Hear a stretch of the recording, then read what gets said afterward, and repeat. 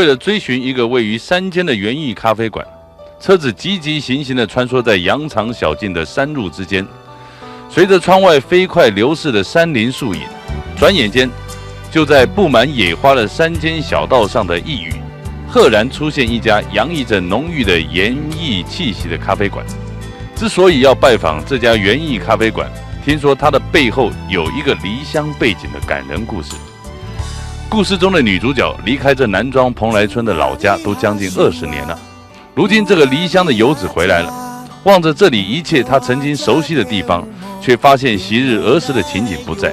留下来的只是这归乡游子寂寥的心情，以及家乡老人孤独的身影。这情景不禁令人想起一首唐诗：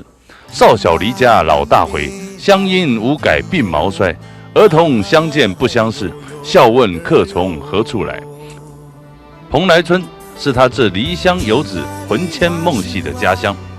为了重整这落寞的家园，他以哈嘎引坚毅的刻苦精神，以他所学的园艺专长，一个人用双手重新装点这里生命的活力与缤纷的色彩。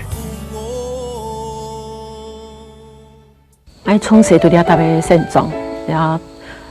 对遐特别睇，到各种的时间，我是窗外哈。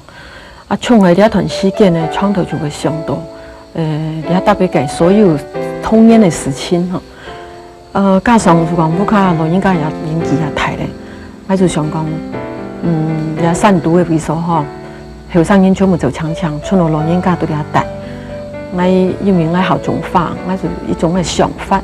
想讲喺咩转来遐乡下的为所，来改变安尼客家村的基础的环境哈。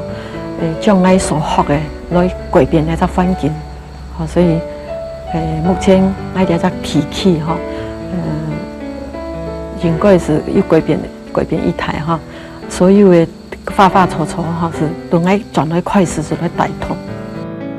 本身对园艺有浓厚兴趣的翁美珍小姐，果然在她匠心独运的巧思之下，使这里变成花木扶疏，景观犹如桃花源一般的境地。走进里面，清新浓郁的花香更弥漫于你我的鼻息之间，令人如沐春风。也由于他承袭哈嘎引互家互乡的亲师，秉持着客家文化与园艺艺术结合的理念，为客家乡亲提供这么一个艺术与流行文化的场所。这原本只是想改造家园的一份用心，没想到却引来一大群游山玩水的游客驻足，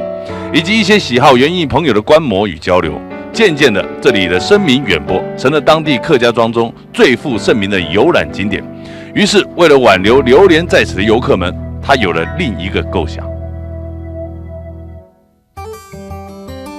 开咖啡馆哈，并唔係我原來嘅目的啦哈，因為我後種化嘛，我嘅環境啊，我附近嘅環境是種個當當化，當到我外客來到嘅時節就感覺當要嫌棄，除非想落來看。落來看嘅時節要一隻眼影，要一隻理由本佢度落來，因為我自己本身也當校點咖啡，所以我想講，係咪可以來賣咖啡？本有啲外客可以有隻機會坐下來啉咖啡，也借呢一隻機會來互相來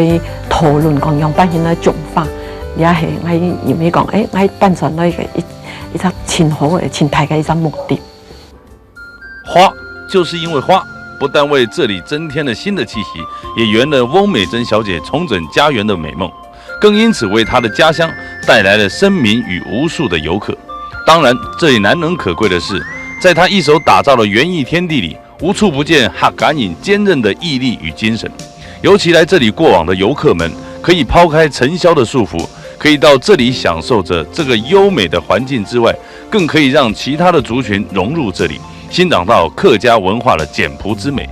故事说到这里已经接近尾声了，虽然这只是一个归乡游子为自己家园的生命再造的故事，但这故事的女主角却是一个很典型的哈嘎字梯，凭着双手，秉持着家臣的传统精神与毅力，成功的走出一片天的故事。